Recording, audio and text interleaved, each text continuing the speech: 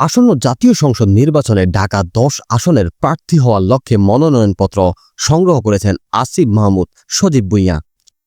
সোমবার বেলা ১১টা ৪০ মিনিটের দিকে রাজধানীর ধানমন্ডি থানা নির্বাচন অফিস থেকে তিনি এই ফরম সংগ্রহ করেন। এর আগে গত ১০ ডিসেম্বর অন্তর্বর্তী সরকারের উপদেষ্টা পদ থেকে পদত্যাগ করেন ছাত্র আন্দোলনের অন্যতম এই সমন্বয়ক।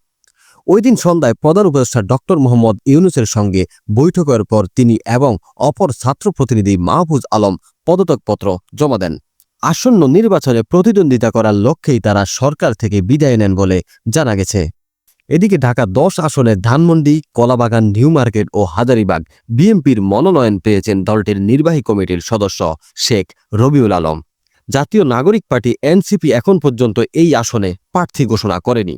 অন্যদিকে এই আসনে জামায়াতের প্রার্থী সুপ্রিম কোর্টের আইনজীবী জসিমউদ্দিন সরকার। অন্তর্বর্তী সরকারের উপদেষ্টা পদ ছেড়ে দেওয়া আসিফ ও মাহফুজ কোন দলে যোগ দিচ্ছেন তা নিয়ে চলছে নানা গুঞ্জন।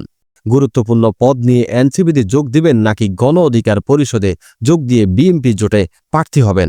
আসিফকে নিয়ে রাজনৈতিক অঙ্গনে এমন নানা গুঞ্জন থাকলেও গত ১২ ডিসেম্বর তিনি জানান কোনো দলের নয়, এই নির্বাচনে তিনি স্বতন্ত্র থেকে লড়াই করবেন।